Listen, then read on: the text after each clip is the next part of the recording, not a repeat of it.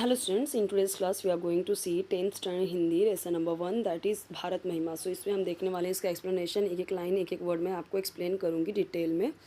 ठीक है, बहुत ही अच्छे से आपको समझ में आ जाएगा। तो ये जो पूरा चैप्टर है यहाँ पे जो कवि हैं, कवि जयशंकर प्रसाद, तो कवि जयशंकर प्रसाद का यहाँ पे परिचय भी दिया गया है। ये 1890 वाराणसी उत्तर प्रदेश में ये पैदा हुए। इनकी मृत्यु हुई है 1937 वाराणसी उत्तर प्रदेश में।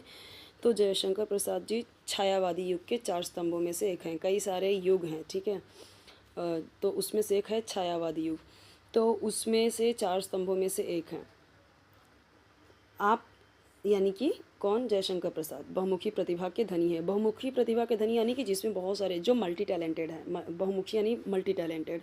तो कैसे है ये? ऐसे तो कवि हैं, नाटककार भी हैं, यानी कविताएं भी लिखते हैं, नाटक ड्रामा भी लिखते हैं, कथाकार कथाएं भी लिखते हैं, स्टोरी उपन्यास नॉवेल भी लिखते हैं, निबंधकार हैं, ऐसे भी लिखते हैं। तो ये सारी चीज़ें ये लिखते हैं, इसके लिए इन्हें क्या बोला गया है? बहुमुखी प्रतिभा के धनी हैं। इनकी जो मेन रचनाएं हैं तो यहाँ पे दी गई हैं, और इनकी रचनाओं में ना भारत के अतीत, कैसा है अतीत भारत का? बहुत ही गौरवशाली है अतीत।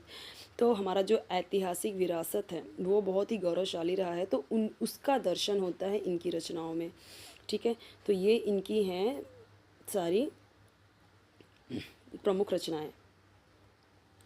ठीक है, तो अभी पद्य संबंधी यानी कि जो इसमें दिया गया है, प्रस्तुत कविता में कवि ने अपने देश के गौरवशाली अतीत का यानी पास्ट का सजीव वर्णन किया है। सजीव वर्णन क्या? एकदम ऐसा लग रहा है कि बस सब कुछ सच सच उकेर दिया है। कवि का कहना है कि हमें अपने देश पर गर्व करते हुए उसके प्रति अपने सर्वस्व निछावर करने के लिए हमेशा तत्पर यानी तैयार रहना चाहिए। सर्वस्व निछावर यानी सब कुछ कुर्बान करने के लिए निछावर रहना चाहिए, तैयार रहना चाहिए। ठीक है, अब आते हैं हम कविता पे। तो बेसिकली इस पूरे चैप्टर में अगर मैं बताऊं तो किस तरीके से प्रकृति ने हमारे देश भारत की रचना कितने प्यार से की है, सब कुछ दिया हुआ है वो इसमें पूरा दिया है इन्होंने। ठीक है, तो हमारा देश कैसे हिमालय की गोद में बसा हुआ है, और हमारा देश ही है ऐसा जो सबसे पहले जागृत हुआ था, जिसकी संस्कृति सबसे पुरानी है। ठीक है, कल्चर। और इस कविता में ना छायावाद के प्रवर्तक जो जयशंकर प्रसाद जी हैं, तो उन्होंने भारत के जो ऐतिहासिक विरासत है उसका बहुत ही ज़्यादा मनोरम चित्रण किया है। तो इससे जो कवि की आकांक्षा है कि हम अपने देश पर हमेशा हमेशा हमेशा इसकी सभ्यता और संस्कृति पर गर्व करना चाहिए, और ज़रूरत पड़ने पर हमें देश के लिए अपना सब कुछ न्यौछावर कर देने के लिए तत्पर रहना चाहिए। ये इस पूरे कविता का मतलब है। ठीक है, तो अभी हम आते हैं एक एक लाइन पे। हिमालय के आंगन में उसे किरणों का दे उपहार, उषा ने हंस अभिनंदन किया और पहनाया हीरक हार। ठीक है, तो यानी कि यहाँ पे देखो, हिमालय के आंगन में उसे, मैंने पहले ही बताया कि हमारा देश कहाँ है? हिमालय के आंगन में। किरणों का उपहार मिल रहा है, और उषा ने हंसकर अभिनंदन किया और पहनाया हीरक हार। हीरक यानी हीरे का हार, अभिनंदन यानी स्वागत करना, उपहार यानी गिफ्ट, उषा यानी सुबह। ठीक है, तो हमारा यह प्यारा भारत देश हिमालय के आंगन के समान है, और प्रतिदिन हर हर रोज़ उषा भारत को सूर्य की किरणों का उपहार देती है। तब ऐसा लगता है मानो हंसकर वह भारत भूमि का अभिनंदन स्वागत कर रही हो। ओस की बूंदों पर जब प्रातःकालीन सूर्य की रश्मियाँ यानी सूर्य की किरणें पड़ती है, तो ऐसा लगता है जैसे उषा ने यानी सुबह ने, सूर्य की किरणों ने भारत को हीरों का हार पहना दिया हो, ऐसा लगता है। ठीक है, तो ये जो हीरक हार पहनाया है ये क्या है? वो जो चमक रहे हैं हीरे की तरह ओस की बूंदें, वो जब उस पर सूर्य की किरणें पड़ रही हैं और वो चमक रही हैं, तो ऐसा लग रहा है कि जैसे उषा आके हमारे देश का अभिनंदन कर रही है, स्वागत कर रही है, और उसे हीरो का हार पहना रही है।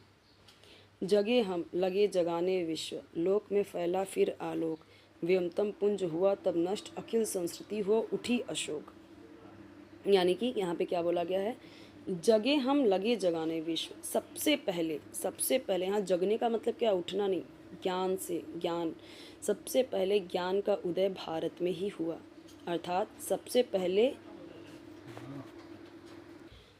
हम जागृत हुए यानी जगे हम, और उसके बाद विश्व को जगाने लगे। लोक में फैला फिर आलोक, और संसार में क्या हुआ, पूरा प्रकाशमान हो उठा। व्योमतम पुंज हुआ तब नष्ट, अखिल संस्कृति हो उठी अशोक। तो यानी यहाँ पे क्या बोला गया है, फिर हमने पूरे विश्व में ज्ञान का प्रसार किया। लगे जगे हम, लगे जगाने विश्व। पहले हम जागृत हुए ज्ञान से, ज्ञान हमारे अंदर आया, फिर हमने विश्व को जगाया, और फिर में आलोक फैल गया, प्रकाश फैल उठा। व्योमतम, तम का मतलब क्या होता है, तम, ये तम का मतलब होता है अंधकार, ठीक है। तम का मतलब होता है अंधकार। तो अंधकार किस बात की, जो अज्ञान रूपी अंधकार है उसका विनाश हुआ, नष्ट यानी उसका विनाश हुआ, और अखिल संस्कृति हो उठी अशोक। और संपूर्ण सृष्टि, ये जो संस्कृति है, संस्कृति में मतलब क्या, सृष्टि, दुनिया। अखिल यानी संपूर्ण, पूरा पूरा। अशोक हो उठी, जो शोक रहित हो। अशोक का मतलब क्या, जो शोक से दूर हो जाए। तो इस दोनों का मतलब मैं बताती हूँ आपको। सबसे पहले ज्ञान का उदय भारत में ही हुआ, अर्थात सबसे पहले हम जागृत हुए, फिर हमने पूरे विश्व में ज्ञान का प्रसार किया। इसके कारण समग्र संसार आलोकित हो उठा, यानी प्रकाशमान हो उठा। अज्ञान रूपी अंधकार का विनाश हुआ, और संपूर्ण सृष्टि के सभी दुख शोक दूर हो गए। ये इसका मतलब हो गया। विमल वाणी ने वीणा ली, कमल कोमल कर में सप्रीत, सप्त स्वर सप्त सिंधु में उठे, छिड़ा तब मधुर साम संगीत। विमल वाणी ने वीणा ली, किसकी बात की जा रही है, वीणा किसके हाथ में होती है, और वाणी किसकी विमल है, सरस्वती माँ का, सुर की देवी हैं वो, इसीलिए उनकी वाणी कैसी विमल है। यानी वाणी की देवी सरस्वती ने इसी पवित्र भूमि पर प्रेम के साथ अपने कमल के समान कोमल करों में वीणा उठाई, ठीक है। कोमल कर, कर का मतलब होता है हाथ, ये कर का मतलब हाथ में, और सप्रीत यानी प्यार के साथ में, प्रेम के साथ में, ठीक है। अपने प्रेम के साथ, सप्रीत, प्रीत का मतलब होता है प्रेम प्यार, और स आ गया तो साथ, सप्रीत यानी प्रेम के साथ में अपने कोमल कर में क्या उठाई, वीणा उठाई। किसने किया, विमल वाणी ने, जिसकी वाणी विमल है, यानी सरस्वती माँ ने। ओके। और जब उन्होंने वीणा उठाई तो उसकी वजह से सप्त स्वर सप्त सिंधु में उठे, छिड़ा तब मधुर साम संगीत। तो यहाँ पे बोला जा रहा है कि उसकी झंकार से, वीणा की झंकार से सप्त सिंधुओं में, यानी 7 समुंदरों में 7 स्वरों का मोहक सरगम गूंजने लगा, और मधुर संगीत का जन्म हुआ। मधुर संगीत का जन्म हुआ। यानी इसी महान देश में संगीत के वेद, सामवेद की रचना हुई। साम यानी क्या, सामवेद। तो सामवेद किसके बारे में है, संगीत के बारे में है। तो यहाँ पे किसका और कृपा मिला हमें, सरस्वती माँ का। तो हम क्या देख रहे हैं, सूर्य किस तरीके से हमारी हेल्प के लिए आ गया, सरस्वती माता आ गई, ये सब कोई की कृपा किस पे है, हमारे देश पे, ठीक है। आगे देखते। विजय केवल लोहे की नहीं, धर्म की रही धरा पर धूम, भिक्षु होकर रहते सम्राट, दया दिखलाते घर घर घूम। अब यहाँ पे इसका क्या मतलब है, देखिए। विजय केवल लोहे की नहीं, यानी लोहा के मतलब यहाँ पे किसके बारे में बात की गई है, शस्त्र की, ठीक है। जो शस्त्र हैं, अस्त्र शस्त्र, हथियार, उसकी बात है कि यहाँ पे विजय केवल लोहे की नहीं है। सिर्फ हमने शस्त्रों के दम पे कोई अपने अस्त्र शस्त्र के बल पर देशों को नहीं जीता, बल्कि धर्म की रही धरा पर धूम। हमने हमारे यहाँ पे प्राचीन काल से ही लोगों के मन में धर्म की प्रखर भावना रही, तेज भावना रही, धर्म के प्रति लोग समर्पित रहे। भिक्षु होकर रहते सम्राट, यहाँ तक कि जो राजा हैं, सम्राट हैं, वो भी कैसे भिक्षु होकर भिखारी बन गए और दया दिखलाने लगे घर घर पे घूम घूम। यहाँ पे जैसे अगर बात करें तो गौतम बुद्ध, वर्धमान महावीर, ये हो गए, फिर अशोक भी हुए, जो आगे चल के जिन्होंने प्रचार प्रसार किया इसका, बौद्ध धर्म का, ठीक है। तो यहाँ पे अगर हम बात करें तो बेसिकली दो लोगों की बात की गई है, गौतम बुद्ध और वर्धमान महावीर। दोनों ही कैसे थे, राजा के घर से थे, राजा भी थे, लेकिन फिर दोनों ही क्या बन गए, भिक्षु बन गए, ठीक है, भिक्षा मांग के और घर घर घूम घूम के दया दिखलाते, अपना प्रवचन देते, इस तरीके से लोगों को राह दिखाते थे, राइट। इस तरीके से ये बात किया गया है। यवन को दिया दया का दान, चीन को मिली धर्म की दृष्टि, मिला था स्वर्ण भूमि को रत्न, शील की सिंहल को भी सृष्टि।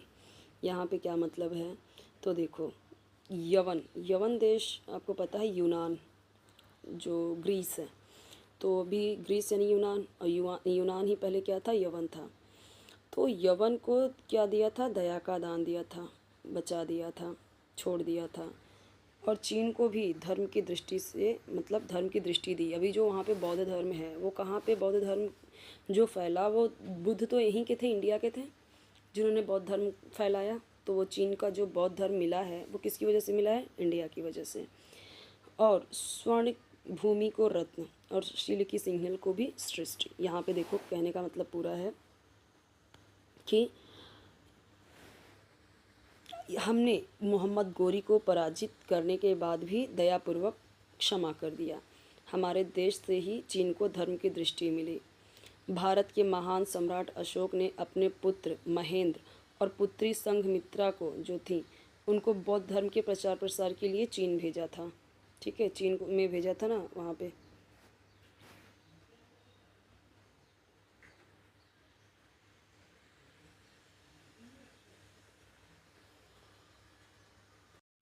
अभी यवन का मतलब मैंने आपको बताया कि दो जगह से हो सकता है। यहाँ पे यवन, एक तो आप देखोगे कि जब चंद्रगुप्त थे तभी चंद्रगुप्त मौर्य की शादी हुई थी हेलेना से, ठीक है। तो वहाँ पे हेलेना जो था, हेलेना का जो पिता था सेल्यूकस निकटस, ऐसे ही कुछ नाम था, तो वो कैसे हारा था ना, कॉम्प्रोमाइज़ किया था या कुछ मतलब शादी कर दिया था हेलेना का। तो यहाँ पे यवन को दान का दया का दान दिया, इस तरीके से एक हो सकता है। एक यवन यहाँ पे मोहम्मद गोरी के लिए भी यूज़ होता है, तो दोनों ही आप लिख सकते हो, ठीक है। पर अगर आप डाइजेस्ट में देखोगे आपके, तो वहाँ पे शायद मोहम्मद गोरी का ही जिक्र है। और वैसे आपके टीचर जो बोले वो लिखिए एग्ज़ाम में, पर यहाँ पे यवन यानी यूनान भी है।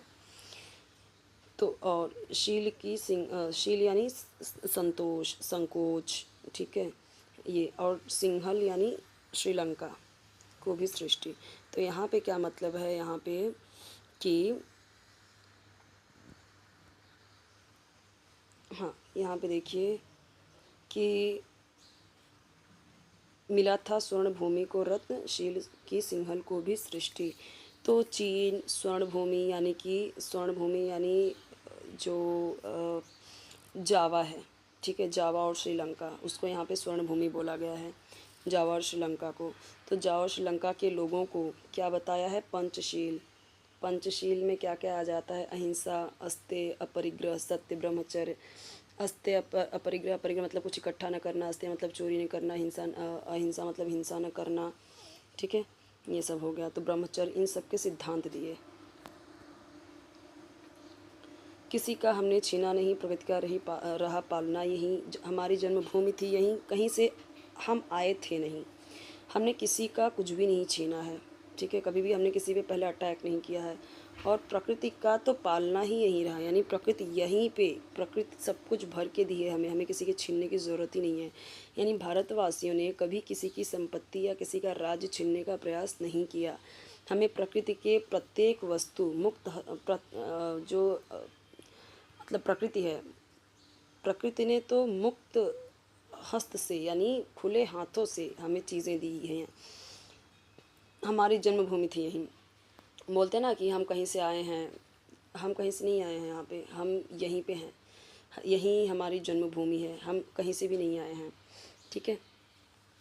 अब यहाँ पे जो बोला है प्रकृति का रहा पालना, यही यहाँ पे यानी कि कहने का मतलब है कि यहाँ पे जो भूमि है, हरियाली है, हिमाच्छादित जो हिमाच्छादित यानी कि हिम से घिरे पर्वत हैं ढके, और जो घाटियाँ हैं, वादियाँ हैं, हमेशा बहने वाली नदियाँ हैं, झरने, फल फूल, संसाधनों से भरपूर जंगल, सभी क्या हैं, अनुपम है। तो भारत सदा से हमारी जन्मभूमि रही है। हम इसी देश की संतान हैं। हम बाहर के किसी स्थान से आकर यहाँ नहीं बसे हैं, जैसा कि कुछ विदेशी ऐसा बोलते हैं, कहीं कहीं थियरी देते हैं कि हम कहीं और से आकर बसे हैं। ठीक है। चरित थे पूत, भुजा में शक्ति, नम्रता रही सदा संपन्न, हृदय के गौरव में था गर्व, किसी को देख न सके विपन्न। किसी को गरीब नहीं देख सकते, ये सही बात है ना। जब कहीं पे कुछ होता है तो हम भी डोनेट करने के लिए या फिर लोगों के हेल्प करने के लिए, कितने अफ्रीकन को बसाया, कितने जो पारसी हैं वो दूसरे देश से आके बसे हैं, कितने बांग्लादेशी आके बस रहे हैं यहाँ पे, कितने दूसरे दूसरे देश के लोग आके बस रहे हैं यहाँ पे। तो हमने लोगों की हेल्प की है हमेशा से। चरित थे पूत, यानी कि हमारा जो चरित्र है वो हमेशा से कैसा रहा है, पूत रहा है, यानी चरित्रवान रहा है, पवित्र रहा है। और हमारी भुजाओं में क्या रहा है, भरपूर शक्ति रही है, नम्रता रही सदा संपन्न। और हम में भारतीय वीरों में वीरता भले है पर उनमें वीरता की कमी नहीं है, लेकिन साथ ही साथ नम्रता सदैव से हमेशा से हमारा गुण रहा है। हृदय के गौरव में था गर्व, तो हृदय के गौरव में यानी कि हमें हृदय के गौरव में था गर्व, किसी को देख न सके विपन्न। हमने कभी भी अपनी उपलब्धियों पर घमंड नहीं किया। ठीक है। हमें अपनी सभ्यता और संस्कृति पर गर्व रहा है। ठीक है। हम कभी किसी को विपन्न यानी दुखी, गरीब नहीं देख सकते। दीन दुखियों की सेवा करने के लिए हम भारतीय सदैव तत्पर रहते हैं। हमारे संचय में था दान, अतिथि थे सदा हमारे देव, वचन में सत्य, हृदय में तेज, प्रतिज्ञा में रहती थी टेव। हमारे संचय में था दान। ठीक है। तो यानी हम यदि धन और संपत्ति का संग्रह भी करते थे तो भी दान के लिए करते थे, दान देते थे। ठीक है। यानी दानवीरता भारतीयों का हमेशा से गुण रहा है। अतिथि थे सदा हमारे देव, और जो अतिथि थे, जो आते हैं, अभी भी हम बोलते हैं कि अतिथि देवो भव, तो हमारे देश में अतिथियों को सदा ही देवता के समान माना जाता था। वचन में सत्य, हृदय में तेज, प्रतिज्ञा में रहती थी टेव। तो हमारी वचन में क्या थी, सत्यता थी। भारत के लोग सत्य बोलना ही अपना धर्म मानते थे। जैसे कि हम भारतीय सत्यवादी हरिश्चंद्र की संतानें हैं। हमारे हृदय में तेज था, गौरव था, और प्रतिज्ञा में रहती थी टेव। और हम हमेशा अपनी प्रतिज्ञा पर क्या रहते थे, अटल रहते थे। ठीक है। नेक्स्ट देखते हैं। वही है रक्त, वही है देश, वही साहस है, वही वैसा ज्ञान, वही है शांति, वही है शक्ति, वही हम दिव्य आर्य संतान। वही है रक्त, वही है देश, वही साहस है, वैसा ज्ञान। यानी आज भी भारतीयों की धमनियों में उन्हीं पूर्वजों का रक्त प्रवाहित हो रहा है। जैसे अभी हमने इसका नाम लिया, जो महान लोग हैं, वही रक्त है हमारे अंदर, वही देश है, वही साहस है, वैसा ही ज्ञान है जैसा हमारे पूर्वजों का था, वही शांति है, वही शक्ति है, और वही हम आर्य, दिव्य आर्य की संतानें हैं। ठीक है। जिए तो सदा इसी के लिए, यही अभिमान रहे, यह हर्ष निछावर कर दे हम सर्वस्व हमारा प्यारा भारतवर्ष। यानी जिए तो सदा इसी के लिए, किसके लिए, भारत देश के लिए, और यही हमारा अभिमान रहे, यही हमारी खुशी रहे, हर्ष रहे, खुशी रहे। अभिमान यानी गर्व रहे हमें। हम अपना सब कुछ किस पे निछावर कर दें, अपने भारतवर्ष पे, हमारा प्यारा भारतवर्ष। यानी जब तक हम जिए इसी देश के लिए जिए, हमें इसकी सभ्यता और संस्कृति पर अभिमान है और हर्ष है कि हमने इस भूमि पर जन्म लिया है। यह हमारा प्यारा भारतवर्ष है। यदि कभी आवश्यकता पड़े तो इसके लिए अपना सब कुछ न्यौछावर कर दें। तो यहाँ पे हमारा ये चैप्टर कंप्लीट होता है। क्वेश्चन आंसर मैंने अपलोड किया हुआ है, अलग से प्लेलिस्ट है 10th स्टैंडर्ड का। सारे सब्जेक्ट के वीडियोस के डाइजेस्ट आंसर्स ऑलरेडी अपलोडेड हैं, you can check the playlist. और कोई वीडियो चाहिए कमेंट सेक्शन बताइए। चैनल जरूर सब्सक्राइब कीजिए, वीडियो लाइक कीजिए, फ्रेंड्स के साथ शेयर कीजिए, और बेल आइकन जरूर प्रेस कीजिए ताकि जब भी नई वीडियो अपलोड करूँ आपको उसका नोटिफिकेशन ईजिली मिल जाए, ढूंढने की ज़रूरत नहीं पड़े आपको। ठीक है। और इसके अलावा आपको कोई भी वीडियो चाहिए तो आप कमेंट में ज़रूर बताइए। चैनल को सपोर्ट ज़रूर कीजिए। एक एक करके सारे चैप्टर्स का एक्सप्लेनेशन मैं प्रोवाइड करती जाऊँगी, और डाइजेस्ट आंसर ऑलरेडी प्रोवाइडेड है। ठीक है।